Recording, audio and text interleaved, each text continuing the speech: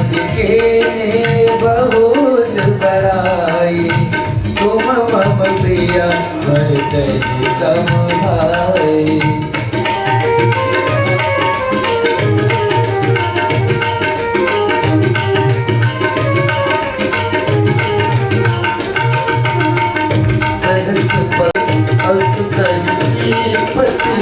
कंठ लगावे सनकादिक ब्रह्मादि मुनीसा, नारद शारद सहित अहिसा, तुमको वेद पाल जमाते, कवि कोविद कह सके कहते।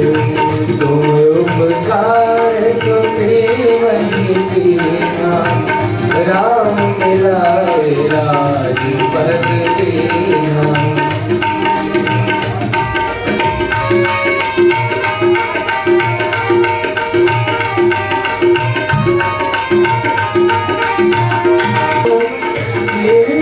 केशाय गोविंदाय नमो नमः। ओम अपवित्रः पवित्रो वा सर्वावस्थांगदोऽपि वा यः स्मरेत् पुण्डरीकाक्षं शवायाभ्यन्तरा शुचिः। ओम पुण्डरीकाक्ष पुनादो, ओम पुण्डरीकाक्ष पुनादो, ओम पुण्डरीकाक्ष पुनादो दीर्घधारणम्। ओम गन्धद्वारातुरादृशां नित्यपुष्टां करीषणि ईश्वरीं सर्वभूतानां तामिहोपह्वये श्रियम्। ओम चंदनं वन्दते नित्यं पवित्रं पावनं। श्रीकृष्णाय वयं नमः, कृष्णाय वासुदेवाय हरये परमात्मने, प्रणतक्लेशनाशाय गोविन्दाय नमो नमः। ओम भूर्भुवः श्रीराधाकृष्णस्वरूपिणे श्रीमद्भागवत महापुराणाय नमः। पुराणपुरुषोत्तमाय नमः। ध्यानार्थे साक्षात् पुष्पाणि समर्पयामि। पादयोपाद्यं हस्त्वर्घ्यमर्घाङ्गे आचमनीयं, सर्वाङ्गे स्नानीयं जलं समर्पयामि। ओम मेधावास्यवरे वेरोदः पारैष्णवः, पुष्पाणि पुष्पार्घ्यं समर्पयामि। धूपम् ओम धूरशिधोर्बन्धोर्भावः, देवानामशिवनिधमघोषनिधमं बभृतमञ्जुषधमं देवहूतमं। धूपम् आग्रापयामि, धूपान्ते दीपं सन्द्रजयामि। ओम चन्द्रमा मनसोजा तजज्ञोः सूर्यो अजायत, श्रोत्राद्वारिस्य प्राणसमुखादिनिरजायत। धूपान्ते दीपान्ते हस्तौ वृक्षाल्य नैवेद्यं निवेदयामि। ओम नाभ्यासीदन्तरिक्षगुं शीर्ष्णोद्योः समवर्तत, पदव्याम्भो मृदिजः श्रोत्रा तथा लोकामग्रपयन्त। ओम भूर्भुवः श्रीमद्भागवत महापुराणाय नमः। पुराणपुरुषोत्तमाय नमः। नैवेद्यं निवेदयामि, आचमनीयं जलं समर्पयामि। हस्तौ वृक्षाल्य कृताया पूजाया सागुण्यार्थे द्रव्यदक्षिणाम्। ओम जद्धतं जदपरादानं जद्भोर्धं जासं नासाग्रे परमोक्तिकं करतले, वेणुकरे कङ्कणं सदा। श्री भागवत भगवान की है आरती, पापियों को पाप से है तारती। श्री भागवत भगवान की है आरती, पापियों को पाप से है तारती। ये अमर ग्रंथ है मुक्ति पंथ, ये पंचम वेद निराला है, नव ज्योति जगाने वाला है। ये अमर ग्रंथ ये मुक्ति पंथ, ये पंचम वेद निराला है, नव ज्योति जगाने वाला है। हरि नाम यही, हरि नाम यही, हरि नाम यही, हरि नाम यही, जग की आरती, पापियों को पाप से है तारती। शांति गीत पावन तुम्हें, पापों को मिटाने वाला, हरि दर्श कराने वाला। ये शांति गीत पावन तुम्हें, पापों को मिटाने वाला, हरि दर्श कराने वाला। ये सुख करनी है दुख हरनी, ये सुख करनी है दुख हरनी, मधुसूदन की आरती, पापियों को पाप से है तारती। श्री भागवत भगवान की है आरती, पापियों को पाप से है तारती।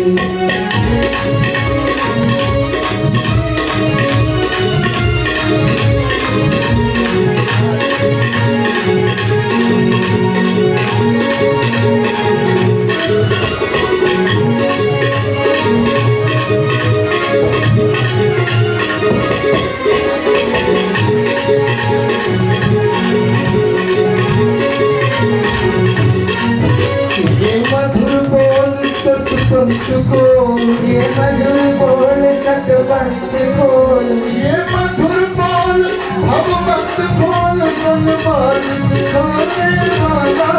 ये मधुर बोल भगवत खोल, सन्मार्ग दिखाने वाला। बिगड़ी को बनाने वाला है, बिगड़ी को बनाने वाला है। सुख शांति दिलाने वाला है, शांति दिलाने वाला है।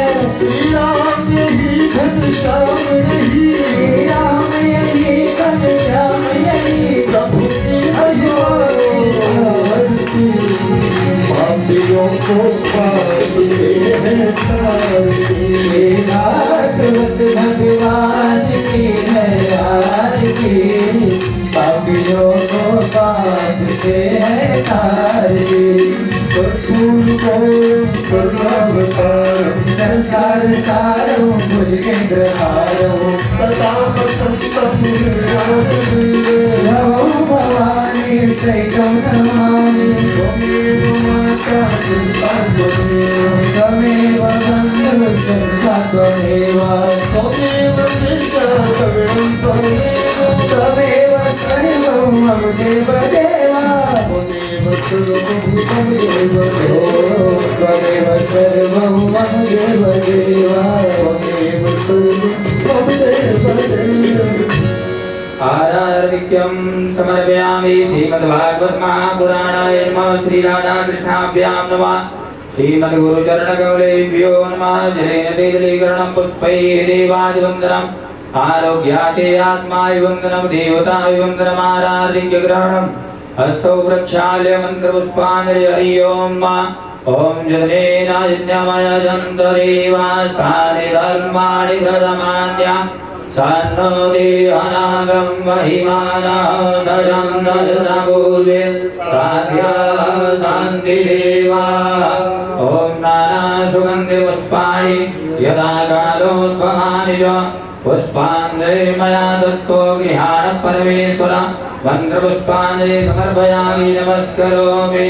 बोलिए श्री सच्चिदानंद भगवान की जय, श्री वृंदावन बिहारी लाल की जय, श्रीमद्भागवत महापुराण की जय, श्री व्यास भगवान की जय, श्री सुखदेव भगवान की जय, श्री गंगा मैया की जय, श्री काशी विश्वनाथ भगवान की जय, श्री संकट मोचन हनुमान जी महाराज की जय, सियावर रामचंद्र की जय, अयोध्या धाम की जय।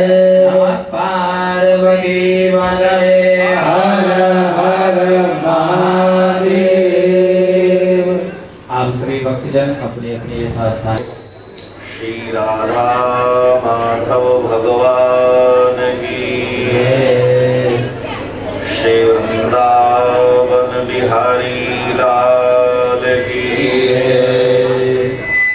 श्री अयोध्यानाथ भगवान की जय, श्री हनुमान जी महाराज की जय, श्री काशी विश्वनाथ भगवान की जय, श्री संकट मोचन हनुमान जी महाराज की जय, श्री काल भैरव भगवान की जय, श्री गंगा मैया की जय, श्रीमद्भागवत महापुराण की जय, श्री शुकदेव जी महाराज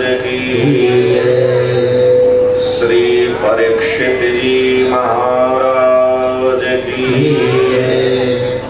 जय जय सीताराम जय जय श्री राधे श्याम। ओम नमः पार्वती पतये हर हर महादेव।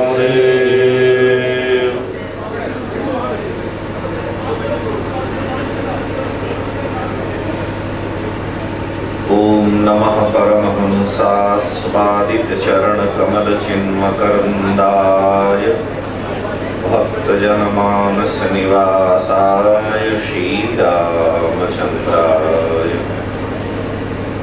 योऽन्तः प्रविश्य मम वाचमिमां प्रसुप्तां सञ्जीवयत्यखिलशक्तिधरः स्वधाम्ना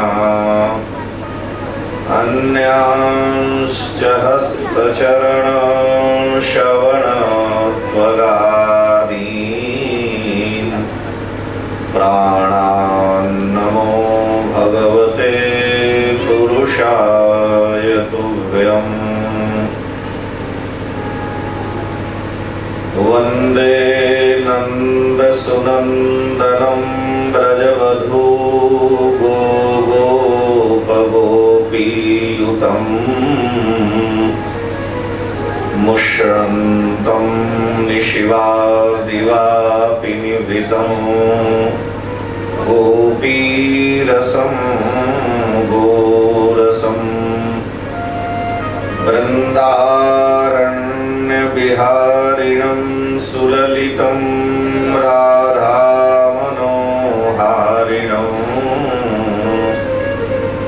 कालिन्दीतचकेलिकौतुककरं राधाधवं माधवम्।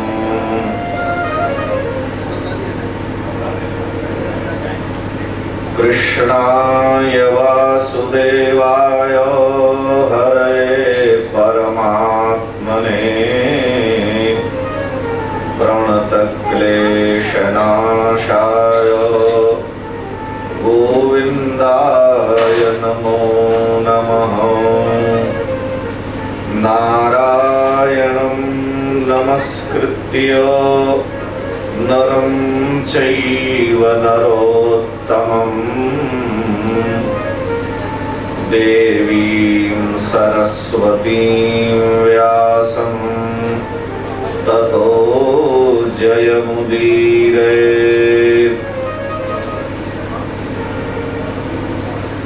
यं प्रव्रजन्तमनुपेतमपेतकृत्यम् द्वैपायनो विरहकातर आजुहाव पुत्रेति तन्मयतया तरवोहिनेदु स्तं सर्वभूतहृदयं मुनिमानतोऽस्मि। नमः शिवाभ्यां नवयौवनाभ्यां परस्पराश्लिष्टवपुर्धराभ्यां नगेन्द्रकन्या वृषकेतनाभ्यां नमो नमः शङ्कर पार्वतीभ्यां। श्रीरामं रामानुजं सीतां भरतं भरतानुजं सुग्रीवं वायुसूनुं च प्रणमामि पुनः पुनः।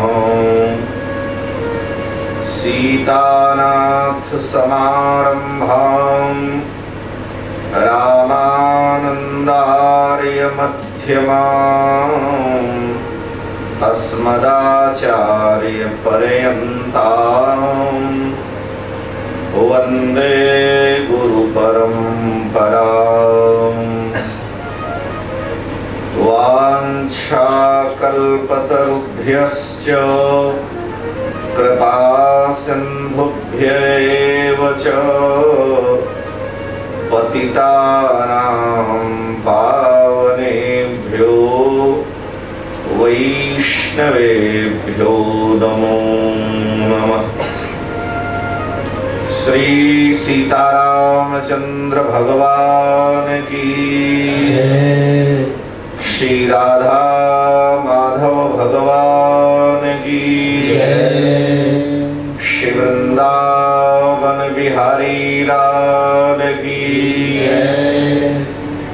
श्री हनुमान जी महाराज की जय।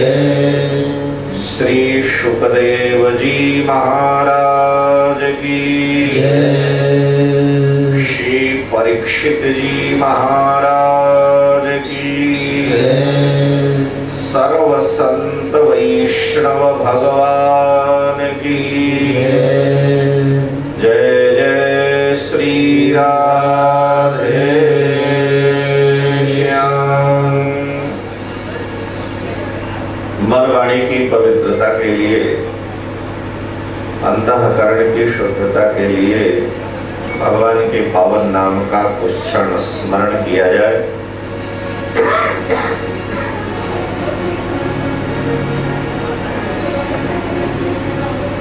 हरे कृष्णा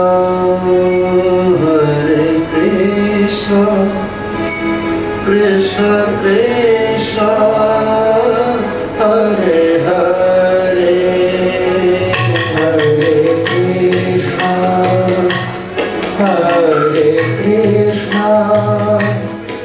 कृष्ण कृष्ण राम राम हरे हरे, हरे कृष्णा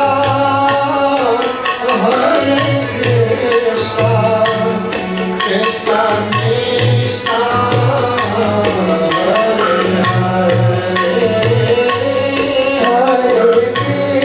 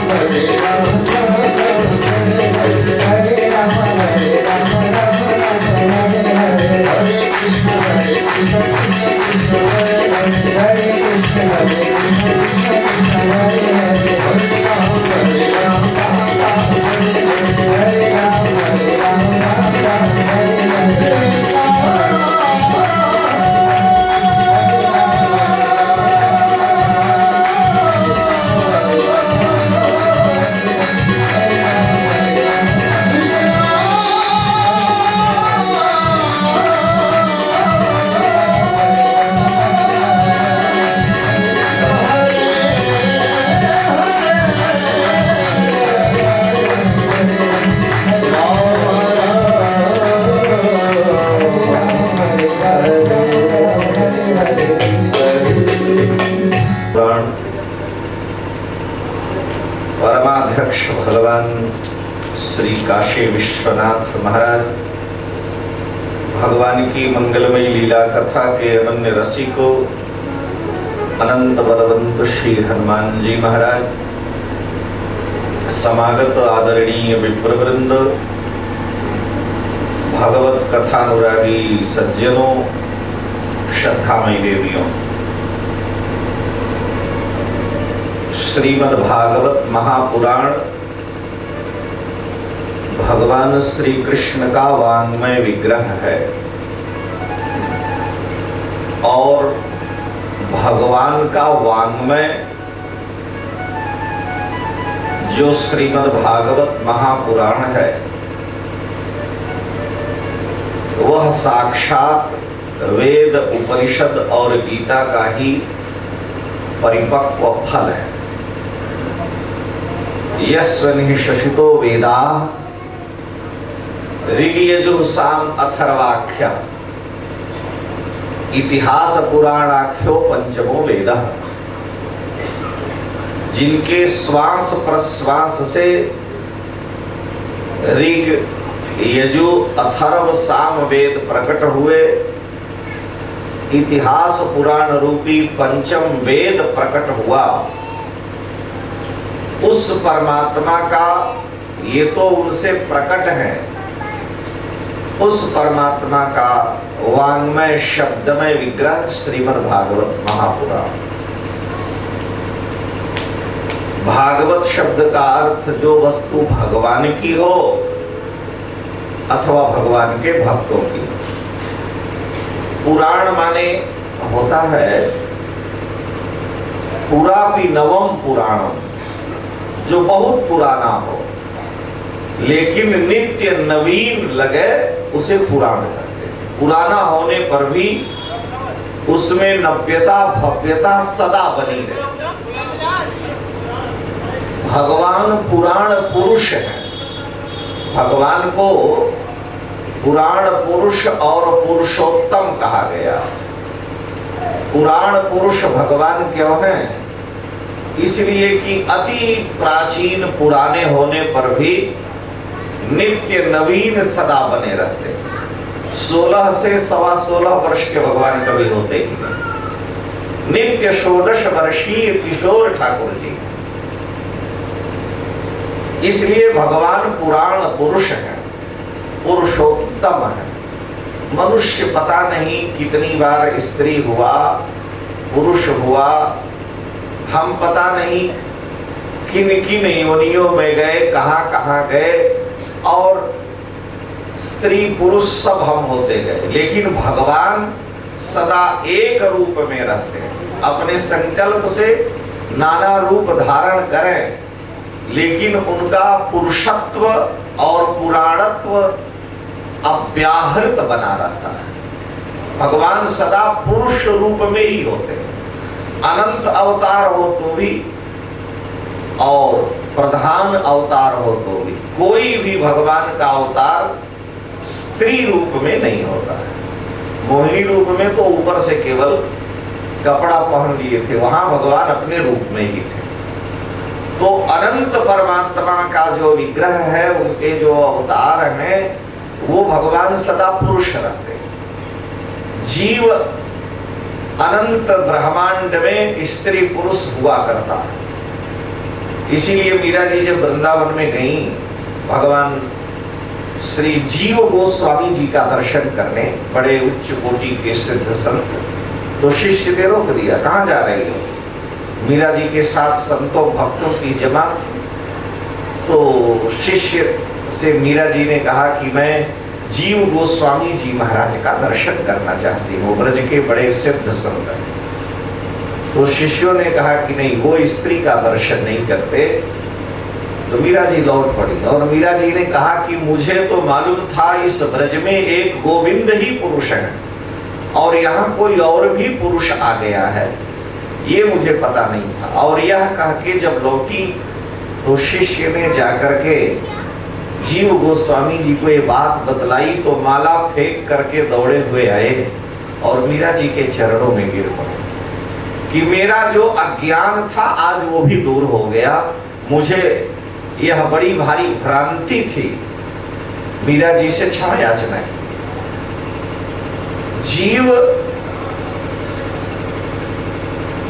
अनंत बार स्त्री पुरुष हुआ है, केवल परमात्मा ही पुराण पुरुष है।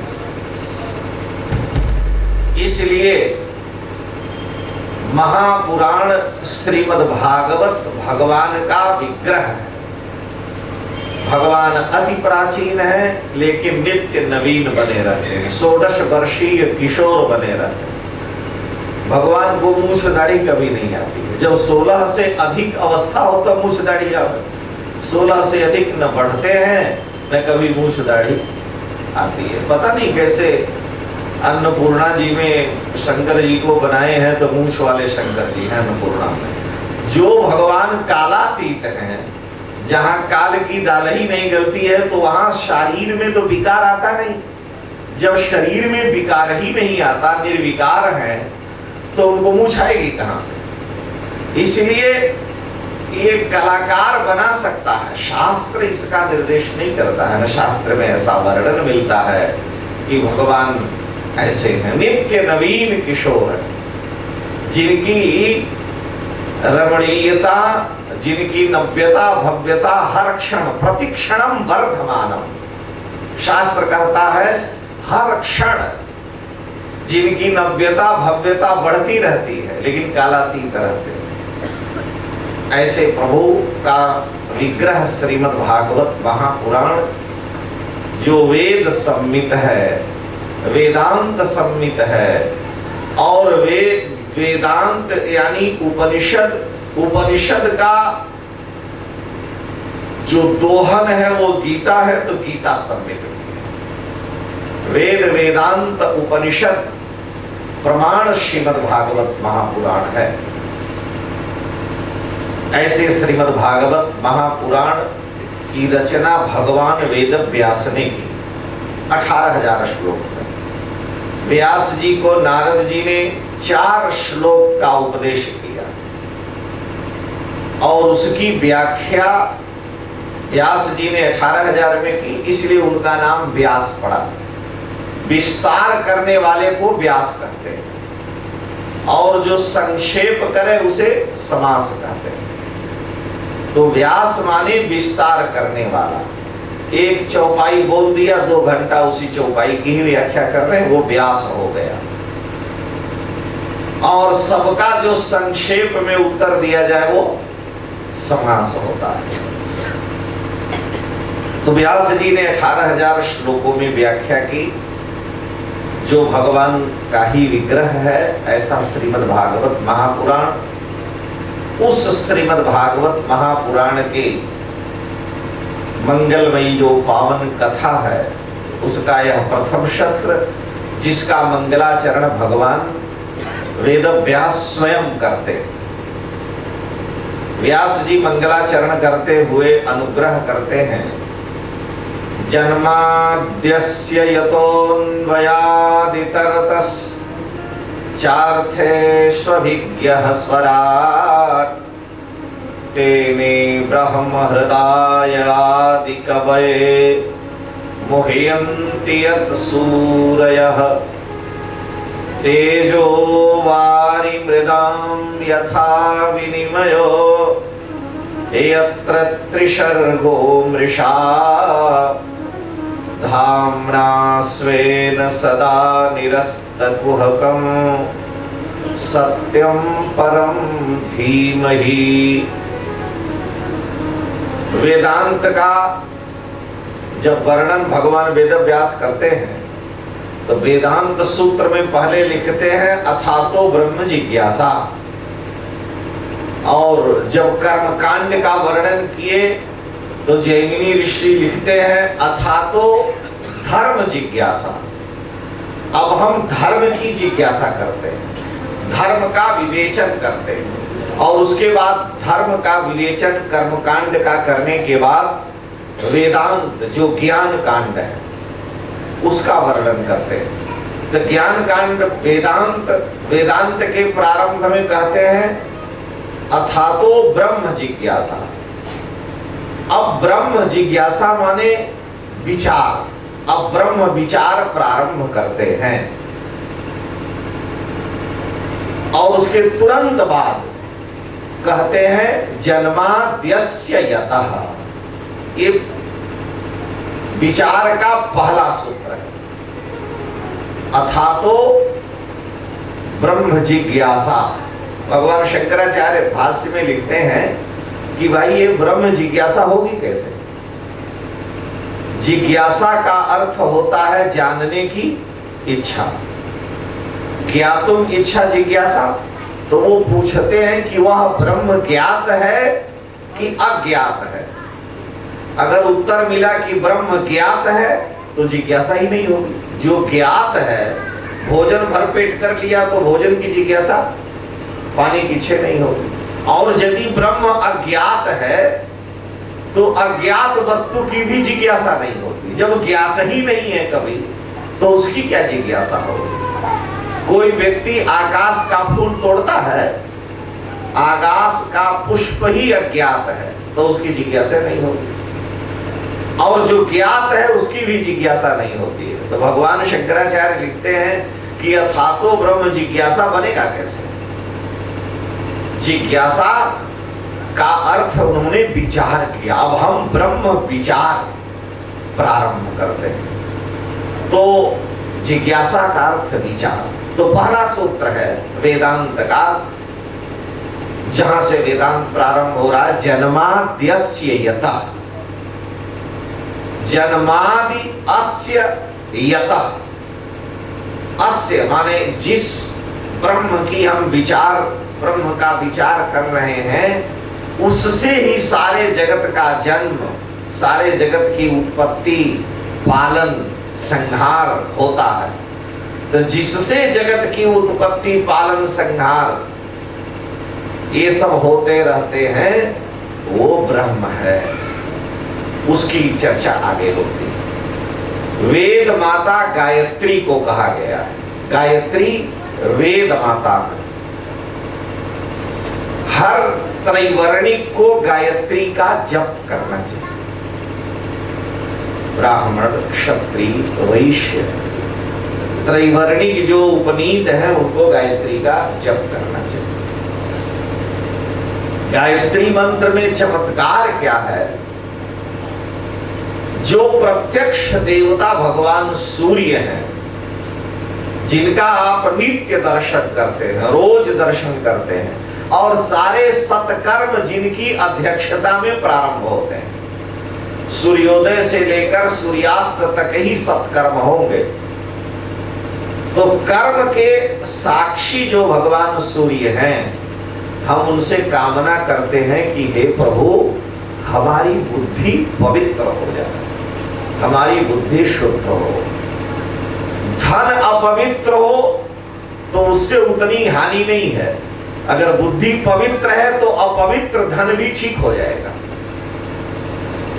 परिवार अगर ठीक नहीं है तो भी अगर बुद्धि पवित्र है तो परिवार ठीक हो जाएगा। संसार के हर तत्व को संभाल लेने वाला बुद्धि तत्व है। और हम रोज यही प्रार्थना करते हैं कि धियो यो नः प्रचोदयात्। नः माने हमारी बुद्धि को आप प्रेरित करें, शुद्ध करें, पवित्र करें। तो बुद्धि के चार अर्थ हैं, मन, बुद्धि, चित्त और अहंकार। ये हमारे पावन हो जाए।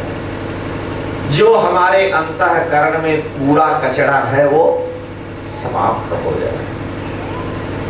तो भगवान वेदव्यास जिन्होंने एक वेद के 4 विभाग किए, 17 पुराणों की रचना की, 1 लाख श्लोक वाले महाभारत को बनाया, वो भगवान वेदव्यास सबका सार वेद वेदांत का भागवत महापुराण के रूप में जब लिखते हैं तो पहले ही प्रारंभ में कह देते हैं, जन्माद्यस्य यतो न्वयादितरतस् चार्थे स्वभिज्ञः स्वराट, और विश्राम कहा देते हैं सत्यम परम धीमहि।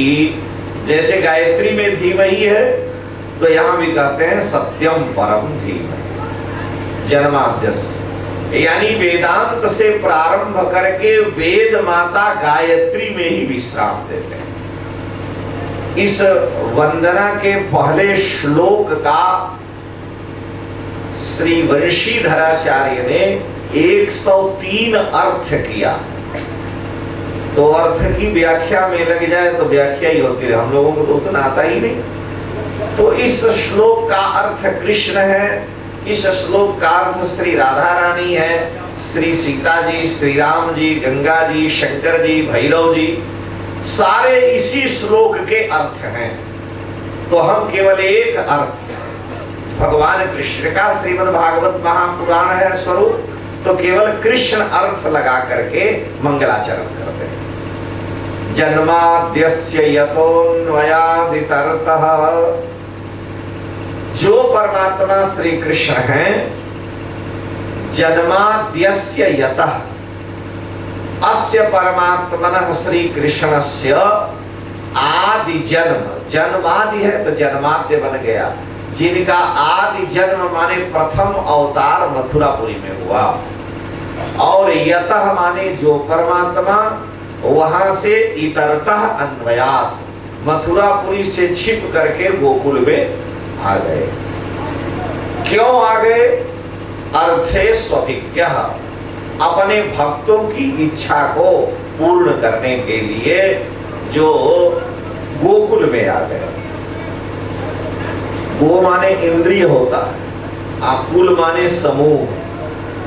जब ब्रह्म का प्राकट्य होता है तो गोकुल में आनंद छा जाता है, सारी इंद्रियां प्रसन्न हो जाती है। तो ब्रह्म का साक्षात्कार जब अंतःकरण में होगा, हृदय में होगा, तो सारी इंद्रियां ही, गोकुल माने गो माने इंद्रियां और कुल माने समूह, तो सारी इंद्रियां, नेत्र से अश्रुपात होने लगेगा, कंठ अवरुद्ध हो जाएगा, वाणी से भगवान का स्मरण होने लगेगा, सारे काम भगवान के लिए प्रारंभ हो जाते हैं। जब भगवान के जन्म का उत्सव होता है, बधाइयां आदि गाई जाती हैं, तो लोग सारे अंग से भगवान का स्मरण करते हैं, नाचते हैं, गाते हैं और नाना प्रकार की चर्चाएं करते हैं। तो जिनके अवतार लेने पर गोकुल में आनंद छा गया, अवतार लिए गोकुल में पहुंच गए भक्तों की इच्छा को पूर्ण करने के लिए। क्यों कि अभिज्ञ, भगवान सब जानते हैं। चींटी के पग नूपुर बाजे सो भी साईं सुनता है। वो अभिज्ञ है, सब कुछ जानते हैं। इसलिए अपने भक्तों की इच्छा के लिए जिन्होंने प्रथम मथुरा में अवतार लेकर के गोकुल को पदार्पण किया और वहां जाकर के भक्तों को सुख पहुंचाया, क्योंकि भगवान स्वराट है, स्वयं प्रकाश है। जनरेटर बंद हो जाए तो बल्ब में अंधेरा हो जाएगा, बल्ब लगा रहे, बिजली चली जाए तो प्रकाश नहीं होगा। तो जहां से बिजली आती है वहां भी कोयला पानी चाहिए, कोयला पानी न रहते बिजली नहीं होगी। तो इनको कोई अपेक्षा है एक दूसरे की, लेकिन स्वराट माने जो निरपेक्ष हो, स्वयं प्रकाश हो, किसी कारण की जिन्हें अपेक्षा नहीं है, वह स्वराट ब्रह्म परमात्मा श्री कृष्ण हैं। तेने ब्रह्म हृदय आदि कवय, उन्होंने ब्रह्मा जी के हृदय में भी उनको भी वेद का उपदेश किया, उन्हें ज्ञान दिया। उन्होंने ब्रह्मा जी के मोह को निवृत्त किया। जब गौ में ब्रह्मा जी चुरा लिए तो भगवान ने ब्रह्मा जी को भी समझाया। मोहियन्ति यत् सूरय, बड़े बड़े पढ़े लिखे विद्वान लोग भी जिस परमात्मा के बारे में मोहित हो जाते हैं, जान नहीं पाते। तेजो बार मृदाम यथा विनिमय, जिस परमात्मा ने अवतार लेकर के तेज माने अग्नि, मिट्टी और जल तीनों का सेवन किया, जल रूपी यमुना से विवाह किए, अग्नि को मुंह में पी गए, मिट्टी भी खा गए। जिन्होंने तेजोवार मृद का विनिमय किया, यत्र त्रिसर्गो मृषा, जिनकी त्रिसर्ग सर्ग सृष्टि सृष्टि लीला, जिनकी त्रिगुणात्मिका लीला सत्य है। अमृषा माने सत्य है। ब्रज लीला, मथुरा लीला और द्वारिका लीला जिनकी सत्य है, जिन्होंने अपने तेज से सारे कुहक छल कपट नष्ट कर दिए, दुर्योधन, दुशासन, शकुनी, कर्ण आदि के कपट को, छल को जिन्होंने नष्ट कर दिया। धामना स्वेन सदा निरस्त कुहकम, ऐसे सत्यम परम धीमहि, जो सत्य परमात्मा श्री कृष्ण हैं, हम उनका ध्यान करते हैं, उनके चरणों में बारंबार प्रणाम करते हैं। सत्य व्रतम सत्य परम त्रिसत्यम, जो सत है और त्यत है। सत माने तीनों काल में रहने वाला, भावमय है, और त्यत माने सर्वत्र है, सब जगह है। ऐसे परमात्मा श्री कृष्ण के चरणों में हम वंदन करते हैं। भागवत जी के बारे में अब बतला रहे हैं दूसरे श्लोक में। इस श्रीमद् भागवत महापुराण में प्रोज्झित धर्म प्रोज्झित कैतवोत्र परमो निर्वत्सराणाम सताम, वेद्यम वास्तवमत्र वस्तु शिवतम तापत्रयोन्मूलनम। श्रीमद् भागवते महामुनि कृते किंवा परैरीश्वरः सद्यो हृद्यवरुध्यते प्रकृतिभिः शुश्रूषुभिस्तत्क्षणात्। इस श्रीमद् भागवत महापुराण में प्रोज्झित फलाभिसंधि रहित विशुद्ध भगवत धर्म का वर्णन, विशुद्ध धर्म का वर्णन। इस धर्म में कोई मिलावट नहीं।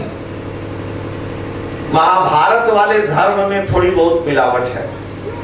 धर्म की व्याख्या करना बड़ा कठिन है, धर्म के रहस्य को समझना बड़ा कठिन है। युधिष्ठिर जी ने कहा कि प्रभु मैं सत्यवादी हूं, मैं कभी झूठ नहीं बोलता। भगवान कृष्ण ने कहा तुम सत्य बोलते हो। युधिष्ठिर ने कहा, भगवान ने कहा तो जब सत्य बोलोगे तो महाभारत को जीते ही नहीं पाओगे, क्योंकि द्रोणाचार्य को मारना सामान्य बात नहीं, मैं भी नहीं मार सकता, और जब तक द्रोणाचार्य के हाथ में शस्त्र है तब तक उन्हें कोई पराजित नहीं कर सकता। भीम ने एक हाथी मारा है जिसका नाम अश्वत्थामा था, तुम कहो वो भी आ रहे हैं तुम्हारे पास पूछने। द्रोणाचार्य जब चारों ओर हल्ला होने लगा, अश्वत्थामा मारा गया, अश्वत्थामा मारा गया, तो सबसे पूछे तो सब यही कहा हाँ अश्वत्थामा मारा गया।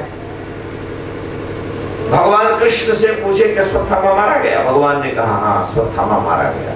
कहे हमको तुम सब पर विश्वास नहीं, अपने चेले से चल के पूछते हैं। युधिष्ठिर जी के पास आए, उनसे पूछा अश्वत्थामा मारा गया, तो जब वो आ रहे थे तो भगवान ने कहा कि कह देना हाँ मारा गया। युधिष्ठिर जी ने कहा हम झूठ नहीं बोलेंगे। भगवान ने कहा फिर हमको काहे बुलाए, हमारी बात मानो। जब तुम लोगों ने सारे युद्ध की बागडोर मेरे हाथ में दे दिया, जब अर्जुन घोड़े की बागडोर मेरे हाथ में सौंप दिए, तो हमारे अनुसार चलना पड़ेगा, जहां चाहेंगे वो ले जाएंगे। भाई घोड़े स्वतंत्र थोड़े ही जा सकते हैं, घोड़े की लगाम पकड़ने वाला जो है वो प्रधान है। इंद्रियां घोड़े हैं और उनको भगवान ने पकड़ रखा। भगवान के मेरी बात मानो। युधिष्ठिर ने कहा हम असत्य नहीं बोल सकते, हम सत्यवादी हैं। भगवान ने कहा अगर तुम ये कहोगे कि अश्वत्थामा मारा गया तो द्रोणाचार्य शस्त्र छोड़ देंगे, जीत जाओगे। और अगर नहीं कहोगे तो उनसे लड़ करके पार नहीं पाओगे और हमको शस्त्र उठाना नहीं है। भगवान बहुत समझाए, लेकिन युधिष्ठिर जी, भगवान ने कहा तुम किस सत्य की दुहाई देते हो? युधिष्ठिर ने कहा जो मेरा सत्य है।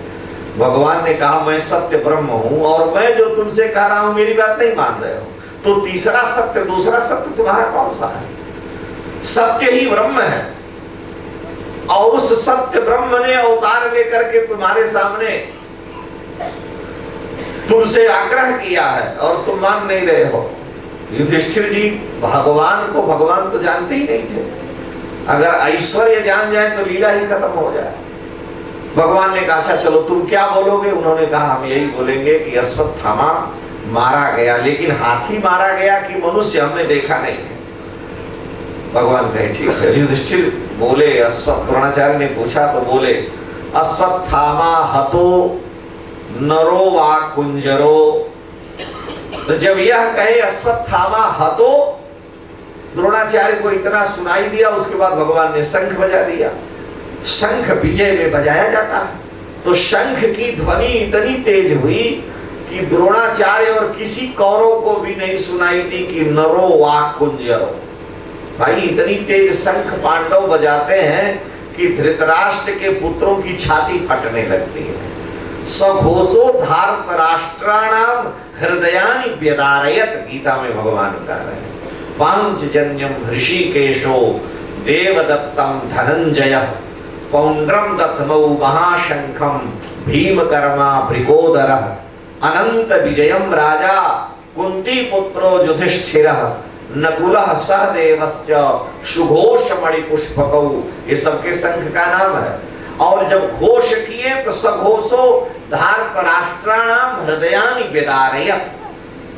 शंख की ध्वनि से लोगों की छाती विदीर्ण होने लगी, जैसे छाती में दर्द होता है और व्यक्ति व्याकुल होकर छटपटा करके गिर जाता है, ऐसी दशा हो गई। और जब भगवान बजाए हैं तो बात ही अलग। तो द्रोणाचार्य को सुनाई नहीं दिया। यहाँ तात्पर्य यह था कहने का कि युधिष्ठिर जी सत्य ब्रह्म को पकड़े हैं, लेकिन भगवान कह रहे हैं कि जो मैं कह रहा हूं वही सत्य है। तो यहां जो धर्म है, इस धर्म में मिश्रण है। इस धर्म में सत्य में कुछ असत्य मिला हुआ है। किसी कसाई ने गौ को मारा, शिकार किया और वो गाय भागते हुए आपके दरवाजे से जा रही है। झाड़ में जाके छिप गई। वो पीछे से आया, उसने पूछा कि ये बतलाओ गाय इधर से गई है? अगर आपने बतला दिया कि हाँ गई है तो गो हत्या का पाप आपको लगेगा। और अगर आपने कहा कि नहीं नहीं कोई गाय नहीं यहाँ गई, यहाँ तो मैं खड़ा ही था, तो गौ हत्या से बच गई, गौ का वध नहीं हुआ, तो गौ की रक्षा करने का पुण्य आपको मिल गया। तो अगर आप सत्यवादी बनोगे तो गौ हत्या का पाप लगेगा। तो सत्य बोलने में भी पाप लग रहा है। तो सत्य की परिभाषा युग के अनुसार, सत्य धर्म, धर्म की परिभाषा युग के अनुसार बदलती है। श्रीमद् भागवत महापुराण में जिस धर्म का वर्णन है उसमें कोई मिलावट नहीं है। जिस सत्य का भगवान निर्वचन करते हैं वो विशुद्ध धर्म सत्य है। इसलिए धर्म प्रोज्झित कैतवोत्तर परमो, फलाभिसंधि रहित, फल की कामना से रहित विशुद्ध धर्म का वर्णन है। और निर्मत्सराणाम सताम, यह श्रीमद् भागवत महापुराण जिसमें विशुद्ध धर्म का वर्णन है, यह निर्मत्सर महापुरुषों का परम धन है, संतों का परम धन है, भक्तों का परम धन है। इसमें वास्तविक जो ब्रह्म तत्व है उसी का वर्णन किया गया और परम कल्याणकारी यह श्रीमद् भागवत महापुराण है। तापत्रयोन्मूलनम, दैहिक दैविक भौतिक अथवा आध्यात्मिक आधिदैविक आधिभौतिक त्रिविध तापों का उन्मूलन करने वाला है। उन्मूलन माने जड़ मूल से नाश करने वाला है। इसको महामुनि भगवान वेद व्यास जी ने प्रकट किया है, लिखा है। हे संसार के प्राणियों, श्रीमद् भागवत की शरण को ग्रहण करो। अन्य स्थानों में, शास्त्रों में भटकने की कोई आवश्यकता नहीं। ज्यों ही प्राणी श्रीमद् भागवत महापुराण की शरण में आता है, सुनने का संकल्प ही किया कि सद्य माने तत्काल हृदय अवरुध्यते, मनुष्य के हृदय में भगवान बंध जाते हैं, बैठ जाते हैं, बिना उनकी इच्छा के कोई सुन नहीं सकता है। सद्यो हृदय अवरुध्यते प्रकृति भी, वो धन्य हो जाता है। शुश्रूषुभित तत्क्षणा, तत्क्षण भगवान हृदय में आ जाते हैं। भागवत जी का यह वैशिष्ट्य है। अन्य कुछ सुनने में ठाकुर जी हृदय में आवे या न आवे, लेकिन भागवत महापुराण के सुनते ही भगवान हृदय में विराजमान हो जाते हैं।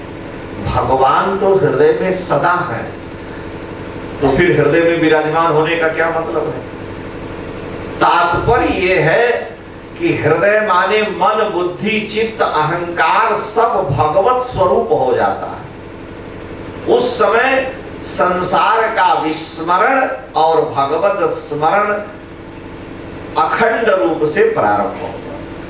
भगवान बलात् संसार से मन खींचकर अपनी ओर लगा लेते हैं। ऐसा यह श्रीमद् भागवत महापुराण है। निगम कल्प तरोर गलितम फलम, यह वेद रूपी कल्प वृक्ष का पका हुआ फल है। निगम कल्प तरोर गलितम फलम, निगम माने होता है वेद। नितराम परमात्मानम गमयति प्रापयति इति निगमो वेदः, जो भगवान का वर्णन करें वो वेद है, और वेद ही कल्प वृक्ष है। कल्प वृक्ष की विशेषता यह है कि जो भी कल्प करिएगा वह देगा, उसको कल्प तरु कहते हैं। निगम कल्प तरो, कल्प माने संकल्प, संकल्प माने इच्छा। भाई पंडित जी लोग कहते हैं कि हाथ में जल लेकर संकल्प करो, तो जल लेके संकल्प क्यों कराते हैं? हाथ में जल लेकर के संकल्प करने का क्या तात्पर्य है? इसलिए कि 5 तत्वों का ये शरीर है और 5 तत्व प्रत्यक्ष हैं। आप आवाज सुन रहे हैं इसलिए आकाश तत्व प्रत्यक्ष है। हवा चलती है, वायु तत्व प्रत्यक्ष है। आग रोज प्रत्यक्ष आप करते हैं, जल का रोज प्रत्यक्ष करते हैं, और पृथ्वी का तो शरीर है। तो 5 प्रत्यक्ष तत्व हैं। इनमें 5 देवता, इनके 5 देवताओं को साक्षी बना करके शुभ कर्म किया जाता है। तो मिट्टी का शरीर है, पृथ्वी का शरीर है, तो पृथ्वी को साक्षी बनाने की महत्ता नहीं है। आकाश को साक्षी बनाया नहीं जा सकता, दिखाई नहीं देता। वायु को पकड़ के साक्षी बनाया नहीं जा सकता। आग हाथ में लोगे तो हाथे जल जाएगा। तो वरुण देवता जल के अधिष्ठाता देवता हैं, उनको हाथ में लेके हम लोग साक्षी बनाते हैं कि हे वरुण देवता, आप हाथ में बैठे हो, आज के दिन इस मुहूर्त में, इस काल में, इस क्षण में, इस स्थान में हम ये शुभ कर्म कर रहे हैं। और जब चित्रगुप्त के दरबार में कहना होगा तो आप वहां खड़े होगे कि नहीं, इसने शुभ कर्म किया है। मनुष्य झूठ बहुत बोलता है, कहेगा हमने बहुत पुण्य किया, तो आप वहां साक्षी रहोगे। आप बताना किसने क्या पुण्य किया, क्या पाप। तो वरुण देवता को साक्षी करके धर्मानुष्ठान शुभ कर्म होते हैं, प्रत्यक्ष है। तो संकल्प को जो पूरा करे उसे कल्पतरु कहते हैं। कल्पः संकल्पः संकल्पम तारयति पूरयति इति कल्पतरु। जीव का जो भी संकल्प हो उसे जो दे दे वो कल्प वृक्ष है, कल्पतरु है। और जब जीव का कोई संकल्प न हो, निःसंकल्प हो जाए, तो वो कल्प वृक्ष नहीं दे सकता।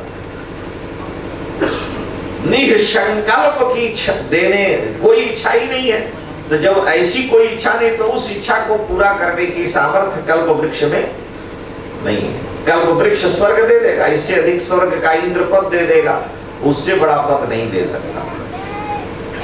अकामः सर्व कामो वा मोक्ष काम उदारधि तीव्रेण भक्ति योगेन यजेत पुरुषम परम। सारी कामनाएं हो तो, कोई कामना न हो तो भगवान का भजन करना चाहिए, तो सब कुछ भगवान दे देते हैं। तो वेद रूपी कल्प वृक्ष का पका हुआ फल श्रीमद् भागवत महापुराण है।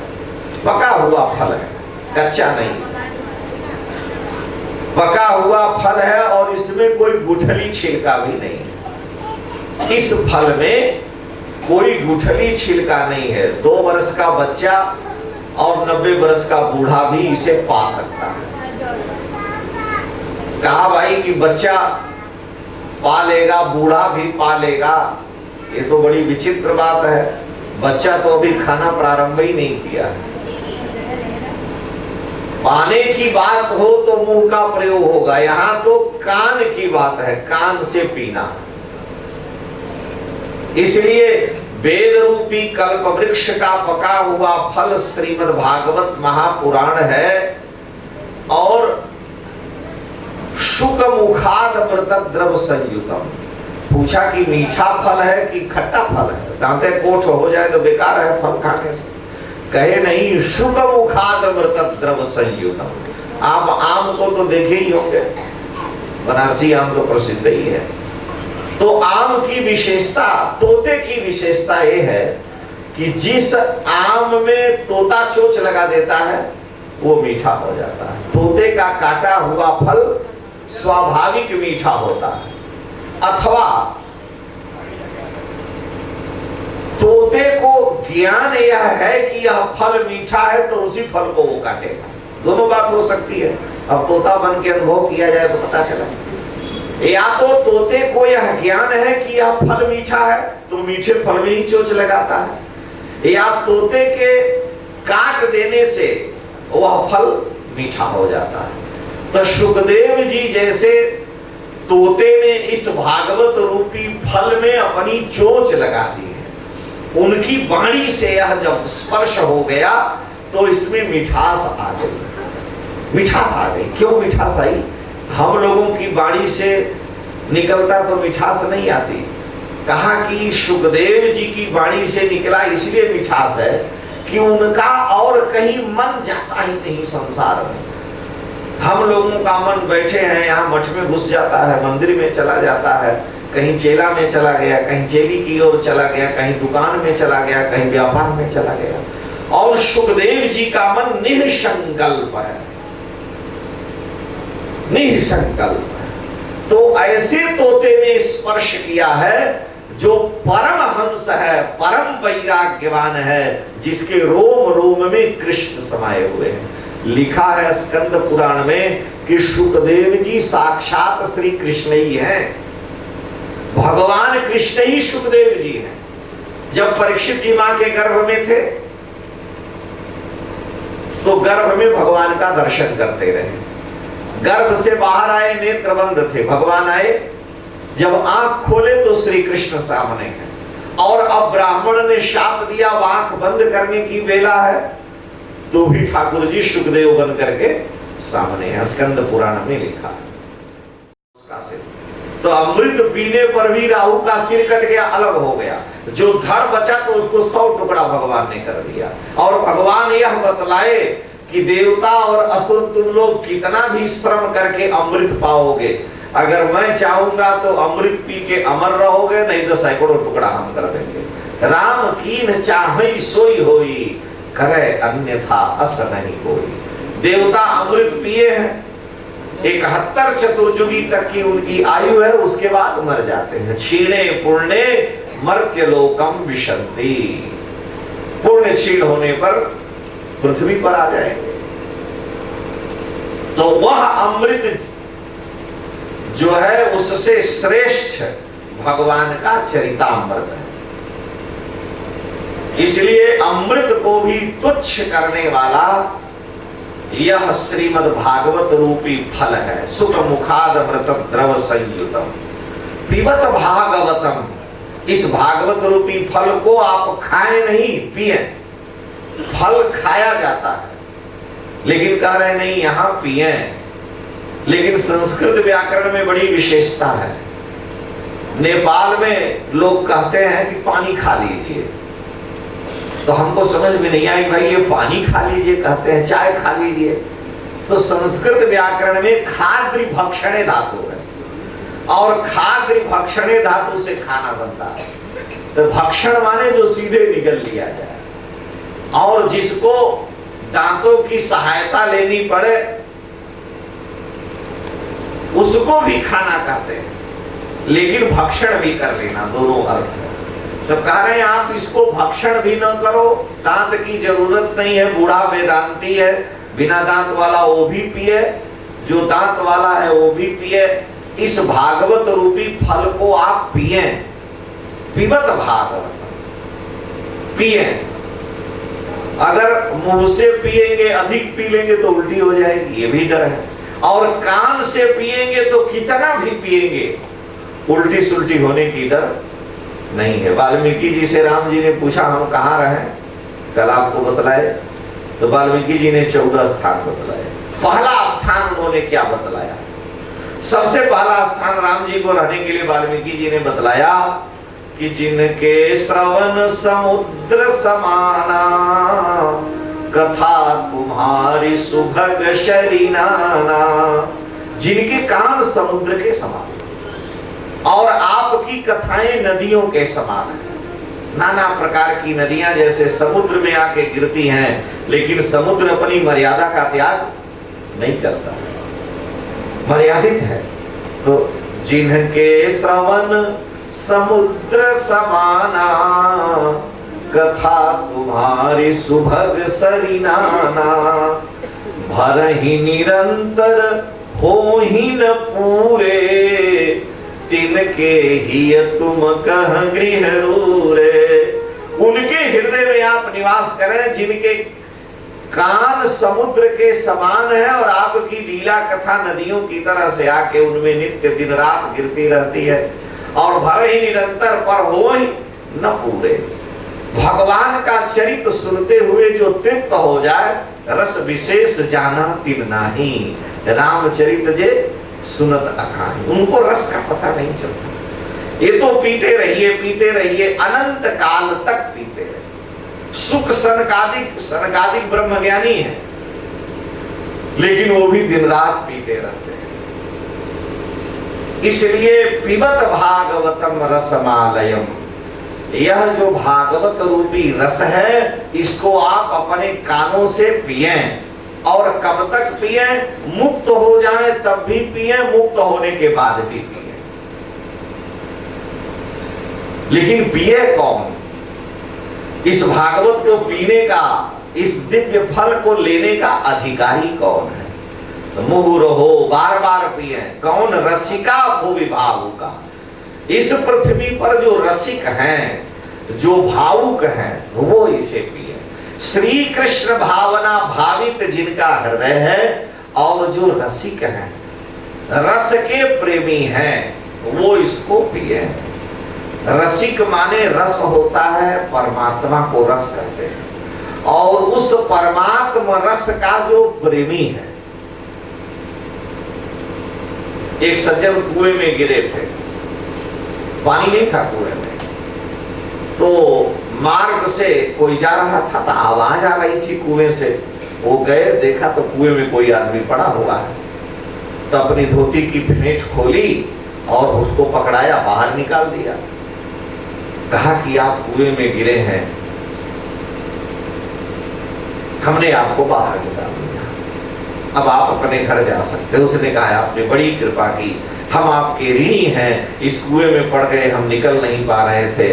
हम आपका यह उपकार जीवन भर नहीं भूलेंगे, हम आपके इस उपकार से धन्य हुए, आपका उपकार मेरे लिए सदा बना रहेगा, हम आपके ऋणी हो गए। तो उस सज्जन ने कहा कि यदि आप हमारा उपकार मानते हैं कि मैंने आपका उपकार किया, आपको कुएं से निकाल दिया, तो एक हमारी बात मान लीजिए। कहा हाँ। तो कहा हमारी एक कविता है, उसे सुन करके एक बार वाह वाह कर दीजिए। तो वो कहे फिर हम कुएं में ही कूद जा रहे हैं। एक हमारे मित्र कवि थे, उनकी कविता सुनते सुनते कान फटने लगा, तो हम कुएं में कूद गए, तुम भी वही मिले हो। तो भाई जिसको सुना रहे हो वो रसिक तो है ही नहीं। जब रसिक नहीं है तो अरसिकेषु कवित्व निवेदनम शिरसि मालिक मालिक मालिक। हे विधाता, जो अरसिक है उसको कविता अधिक सुनाने का सौभाग्य मत लिखना, क्योंकि वो उस रस को जानेगा नहीं। कोई भी कवि अगर कोई काव्य सुना रहा, काव्य पाठ कर रहा है और उसकी विशेष पंक्तियों पर आपने वाह वाह कर दिया, ताली पीट दी, तो स्वर्ग के सुख से भी दिव्य सुख से मिलता है, वो कवि ही जानता है। और जो ताली न पीटे कुआं में कूद जाए तो उससे अच्छा नहीं सुनाना ही ठीक है। तो सुखदेव जी महाराज ने जिस फल में अपनी चोंच लगाई उसको कह रहे हैं कि पिबत भागवतम रसमालयम, आप पिए, कौन मुहुर हो रसिका, रसिक लोग पिए, प्रेमी लोग पिए। अरसिकेषु कवित्व निवेदनम शिरसि मालिक मालिक। जो रसिक नहीं है, जो प्रेमी नहीं है, उसको हे विधाता भाग्य में नहीं लिखना कि कभी हम सुनाया जाए। तो इस भागवत के जो प्रेमी हैं वो इसे सुने, जो भगवान में श्रद्धा प्रेम अनुराग रखते हैं। कथा प्रारंभ करते हैं। नैमिषे निमिष क्षेत्रे ऋषयः शौनकादयः सत्रम स्वर्गाय लोकाय सहस्र सममासत। नैमिषारण्य में 88,000 ऋषि बैठ करके यज्ञ कर रहे हैं। नैमिषारण्य को अनिमिष क्षेत्र कहा गया। नैमिषे अनिमिष क्षेत्र, जिनकी पलकें गिरे, पलकों को गिरना कहलाता है निमिष। निमि महाराज पलकों पर रहते हैं तो पलकें गिरती हैं, तो शिर माने गिरना, तो निमिष माने पलकों का गिरना। आज जिनकी पलकें नहीं गिरे वो देवता हैं। अनिमिष माने भगवान, भगवान की पलकें नहीं गिरती। ब्रह्मा जी ने जब जानकी जी का हरण हुआ तो ब्रह्मा जी ने इंद्र से कहा कि तुम जाओ, देवताओं के कार्य के लिए जगदम्बा भगवती रावण की लंका में गई है और उनके जीवन की रक्षा के लिए उनको भूख प्यास लगेगी, तो उनके जीवन की रक्षा के लिए वो दुष्ट राक्षसों का अन्न नहीं खा सकती, एक बूंद पानी भी लंका का नहीं पिएंगी, तो आप उनको दिव्य चरु प्रसाद दो। तो इंद्र एक कटोरे में खीर लेकर के भगवती जानकी के सामने अशोक वाटिका में प्रकट हुए। ये वाल्मीकि रामायण में लिखा है, मानस में नहीं। वहां इंद्र महाराज प्रकट हुए और जानकी जी को वह खीर हाथ में लेकर के देते हुए कहने लगे कि हे देवी, मैं स्वर्ग का देवता इंद्र आपके सुख के लिए, आपके जीवनाधायक शक्ति को बनाए रखने के लिए मैं स्वर्ग से ये चरु, दिव्य चरु लाया हूं, आप इसका सेवन करें। तो जानकी जी ने कहा कि मैं कैसे मानूं कि आप स्वर्ग के देवता इंद्र हैं, रावण भी इंद्र बन जा सकता है। तो देखा इंद्र अपने स्वरूप में आ गए, तो इंद्र जमीन का स्पर्श नहीं किए। देवता भूमि का स्पर्श नहीं करते, क्योंकि भूमि कर्म क्षेत्र है और देवता कर्म फल को भोगते हैं। तो जब कर्म फल को भोगेंगे तो कर्म क्षेत्र में वो नहीं है। इंद्र अपने स्वरूप में खड़े रहे। जानकी जी ने इंद्र पर नजर लगाई तो देखा इनकी पलकें नहीं गिर रही हैं। यहाँ लिखा है वाल्मीकि में। तो उन्होंने उनके हाथ से चरु लिया और अपने स्वामी ठाकुर जी को समर्पित किया कि हे प्रभु आप इसे स्वीकार करें। फिर उन्होंने पाया। तो जानकी जी इंद्र के दो लक्षणों से उनको जानी कि ये दिव्य देवता हैं, रावण नहीं हो सकता, इसलिए कि उनकी पलकें नहीं गिर रही थी और वे भूमि का स्पर्श नहीं कर रहे। तो पलकों का गिरना, जिनकी पलकें गिरती हैं उसको भाषा में, संस्कृत में निमिष कहते हैं और पलकें जिनकी नहीं गिरती उनको अनिमिष कहते हैं। तो नैमिषारण्य के लिए कह रहे हैं नैमिषे अनिमिष क्षेत्र। नैमिष अनिमिष क्षेत्र है। अनिमिष माने देवता और क्षेत्र माने भूमि। तो देव भूमि नैमिषारण्य है और यहीं पर ऋषि लोग यज्ञ कर रहे हैं। शौनक आदि ऋषि यज्ञ कर रहे हैं। सत्रम स्वर्गाय लोकाय। सत्र माने यज्ञ। देखिए कुछ शब्द पर्यायवाची होते हैं, लेकिन जब उनकी गंभीरता में जाया जाता है तो अर्थ कुछ अलग हो जाता है। हमने आपको दो चीजें कही, दो नाम लिया, आपको अपने आप अर्थ अलग हो जाएगा। हमने कहा घट और कलश।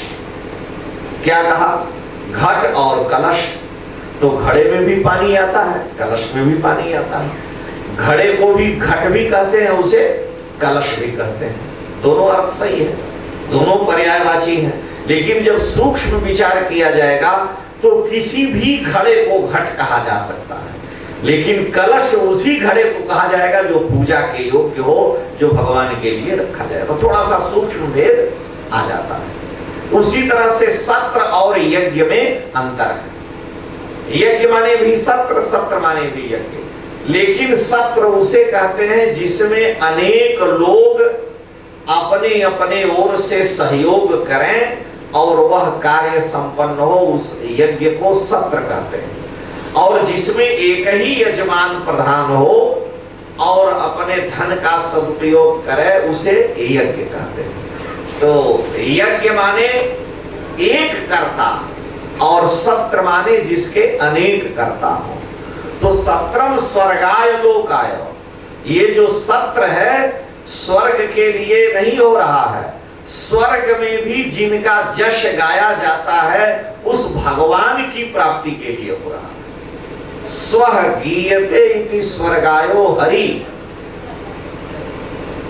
तस्मै तत्लोकाय, उस भगवान के लोक के लिए, वैकुंठ के लिए लोग यज्ञ कर रहे हैं। नैमिषारण्य में बैठ करके शौनक आदि के ऋषि और बहुत से ऋषि हैं, बहुत सा सहयोग है अनेक राजाओं का। और सहस्र सममासत, 1000 वर्ष तक चलने वाला यज्ञ। ये यज्ञ 1-2 दिन तक चलने वाला नहीं है, 1000 वर्ष तक। सहस्र माने 1000 भी होता है और सहस्र माने अनंत भी होता है। 1000 का अर्थ तो सहस्र माने तो 1000 हुआ ही, लेकिन सहस्र माने अनंत भी होता है। तो यहाँ 1000 भी अर्थ है और सहस्र माने अनंत अर्थ है। सदा यज्ञ चलता रहता है। नैमिषारण्य में ऋषि लोग यज्ञ करते रहते हैं, दिखे भले ही ना, लेकिन यज्ञ होता है। सहस्र माने अनंत भी होता है। लिखा है, वेद मंत्र है, पंडित जी लोग बोलते हैं, सहस्र शीर्षा पुरुषः सहस्राक्षः सहस्रपाद आदि। तो इस मंत्र का अर्थ है कि भगवान के 1000 सिर हैं। सहस्र शीर्षा पुरुषः सहस्राक्षः, भगवान की 1000 आंख है, भगवान के 1000 पैर हैं, भगवान के 1000 कान हैं। तो अगर मंत्र का सहस्र का अर्थ सहस्र करेंगे कि भगवान के 1000 आंख है, 1000 कान है, 1000 सिर है, 1000 पैर है, तो वह परमात्मा लूला लगड़ा हो जाएगा। जब 1000 सिर है तो 1000 आंख कैसे होगी? आंख 2000 होनी चाहिए। और कह रहे सहस्र शीर्षा पुरुषः सहस्राक्ष, आंख 1000 है, तो इसका मतलब वो परमात्मा काना है। जब 1000 सिर है तो 2000 आंख हो। अगर कहा कि सहस्रपाद, 1000 सिर है और 1000 पैर है, तो इसका मतलब लगना है। इसलिए 1000 माने अनंत। तो भगवान के अनंत सिर हैं, अनंत कान हैं, अनंत नेत्र हैं, अनंत चरण हैं। उसी को गोस्वामी जी एकदम से चुटकी में बजा के सुना देते हैं। कर बिनु करई करम विधि नाना, आयानन रहित सकल रस भोगी, अबिनु बानी बकता बड़ जोगी। बिना वाणी के बोल सकता है, बिना कान के सुन सकता है, आंख से परमात्मा सुन सकता है, कान से देख सकता है, सारी इंद्रियां जिनकी चेतन है, अनंत वह परमात्मा। तो सहस्र माने अनंत, अनंत काल तक चलने वाला यज्ञ है। उस यज्ञ में ऋषि लोग प्रातः हवन आदि करके जब फुर्सत पाए तो सूत जी महाराज आ गए। तीर्थ यात्रा करते हुए सूत जी का बड़ा सम्मान किया और ऋषियों ने उनको व्यास पीठ पर बैठाया, उनका पूजन किया। पूजन करके सभी ऋषियों की ओर से श्री शौनक जी ने सूत जी से जिज्ञासा की है। 88,000 ऋषि श्रोता हैं और सूत जी वक्ता हैं। अगर वक्ता सबकी सुनने लगेगा तो हल्ला हो जाएगा, सभी लोग एक साथ बोलने लगे, तो सबके विचारों को लेकर के शौनक जी ही पूछते हैं और सूत जी उत्तर देते हैं। सभी लोग प्रश्न नहीं करते, एक शौनक जी है जो चाहता है उसके प्रश्न का उत्तर सूत जी देते हैं और पूछते शौनक जी। शौनक जी ने सूत जी से जिज्ञासा की, 6 प्रश्न पूछे हैं। पहले तो कह रहे हैं कि हे सूत जी, आपने इतिहास पुराण सब कुछ भली भांति पढ़ा है, धर्मशास्त्र भी आपने पढ़े हैं, भगवान वेद व्यास की कृपा से आपको सबका ज्ञान है।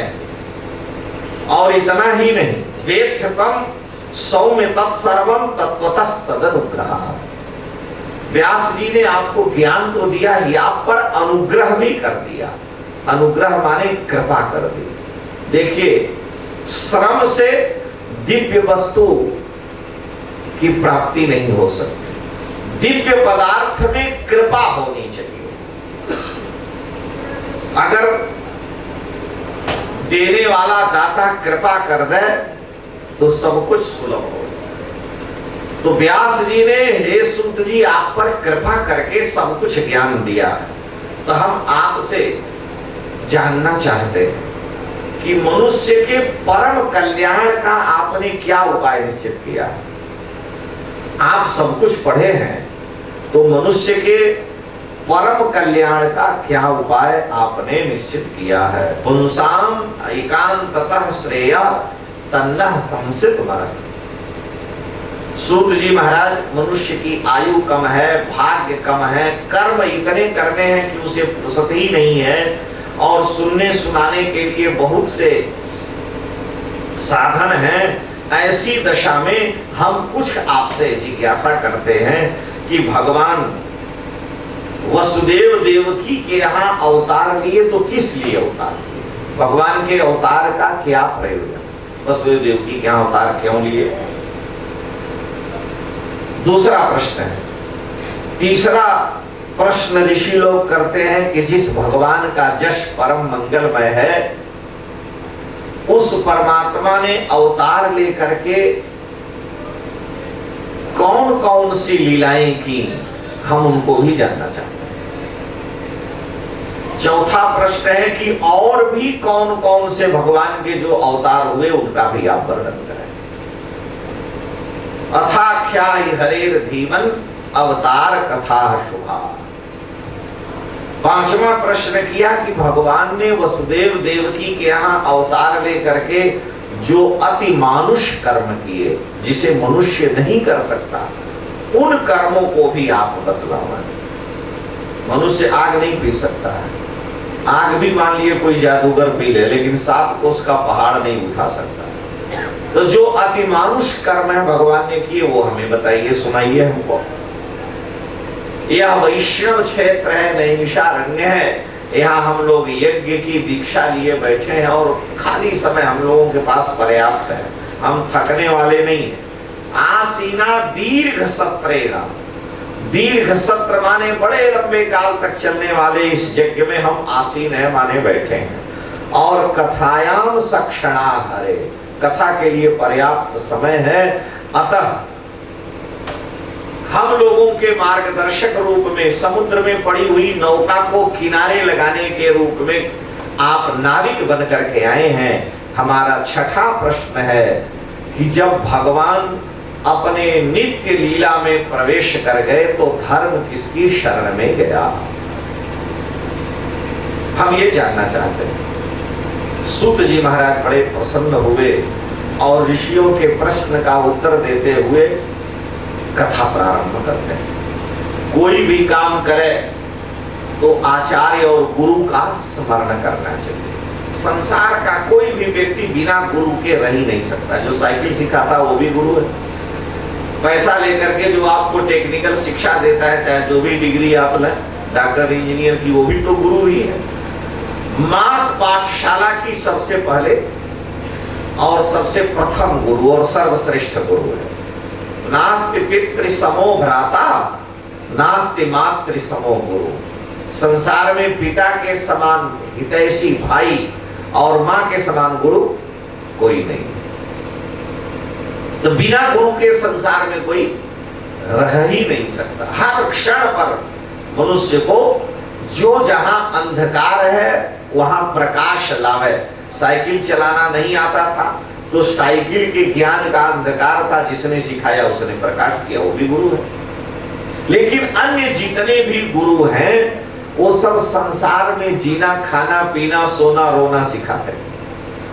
और जो भगवान से मिलना सिखाता है, जो ठाकुर जी की शरण में डाल दे, वो भी गुरु है, लेकिन वो परम गुरु है।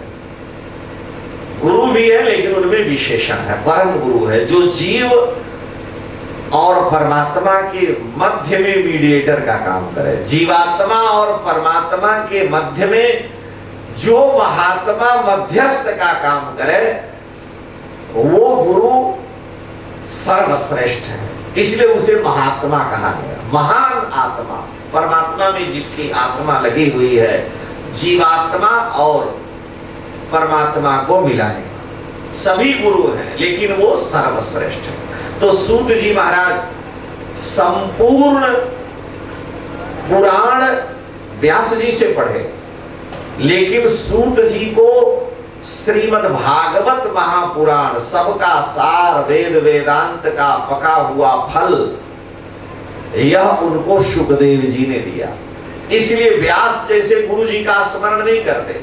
इसलिए भी नहीं करते हैं कि व्यास जी जो हमारे गुरु जी हैं वो भी थोड़ा बहुत संसार के व्यवहार में है, लेकिन हमारे गुरु शुकदेव जी परम गुरु हैं, तो शुकदेव जी का पहले स्मरण करें, गुरु जी को प्रणाम करके, और फिर ऋषियों के प्रश्न का उत्तर सूत जी देंगे।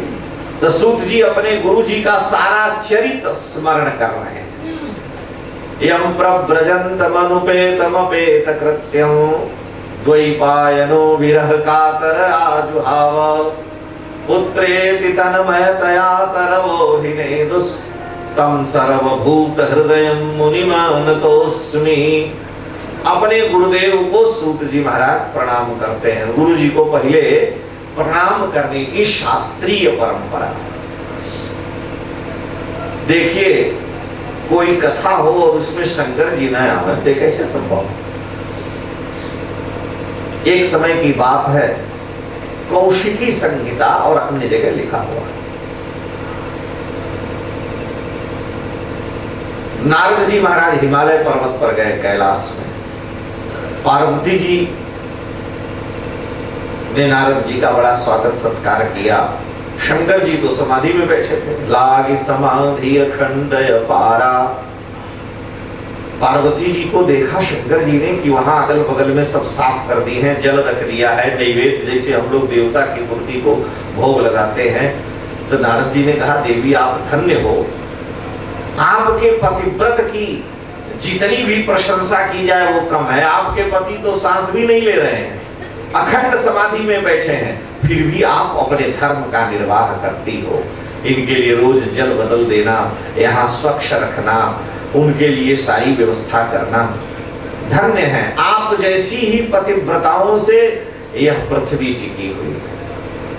हे भगवती, हम आपकी जय जयकार करते हैं। लेकिन मेरे मन में एक संशय है कि आप जितनी पतिव्रता हैं, जिस तरह की, जिस कोट की, शंकर जी उतने बड़े पत्नी व्रती नहीं। स्त्री पतिव्रता हो तो पति को भी तो पत्नी व्रती होना चाहिए, पत्नी व्रती वो नहीं। पार्वती जी ने कहा क्यों? नारद जी ने कहा कि देखिए, पत्नी व्रती का मतलब यह है कि पत्नी हृदय है, पत्नी को बुद्धि कहा गया है।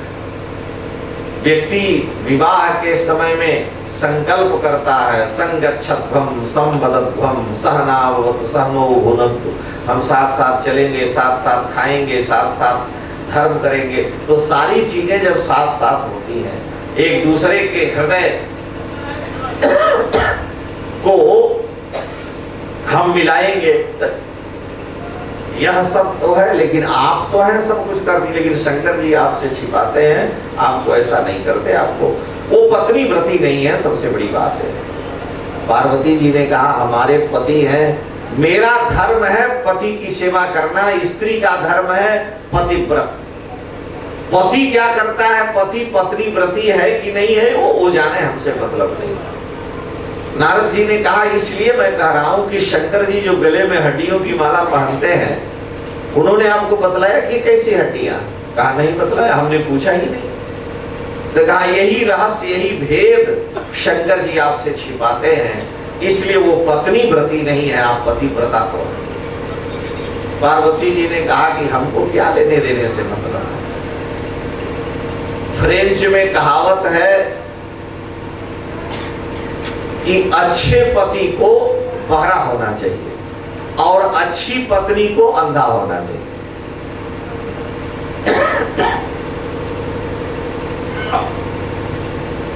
नारद जी महाराज कहे ठीक है, जैसी आपकी इच्छा। नारद जी चले गए। 87,000 वर्ष के बाद जब शंकर जी की समाधि टूटी तो जगदम्बा ने, सेवा में भगवती पार्वती हैं ही, एक दिन प्रश्न कर दिया। भाई देखिए, 2 प्रकार की आकांक्षा होती है हमारे यहाँ दर्शन में, उत्थिताकांक्षा, उत्थाप्याकांक्षा। उत्थित जिज्ञासा माने अपने आप जिज्ञासा हो जाए, अथवा किसी ने प्रेरित कर दिया है और जिज्ञासा आ जाए, तो यहाँ उत्थाप्याकांक्षा है। नारद जी ने एक बार पार्वती जी को ये बात बतला रखी है कि शंकर जी पत्नी व्रती नहीं है, क्योंकि वो गले में जो माला पहनते हैं वह भेद आपको नहीं बतलाते हैं। तो आज पार्वती जी देखी कि शंकर जी प्रसन्न हैं और बड़े आनंद में हैं, तो पार्वती जी ने कहा कि प्रभु ये गले में जो खोपड़ियां आप टांगे हैं, हड्डियों की माला, ये कैसी है? लगता है किसी मनुष्य का आकार इसमें दिखता है। शंकर जी ने कहा कि इतने 1000 वर्ष बीत गए, तुमने कभी पूछा ही नहीं और आज ही ये पूछ रही हो।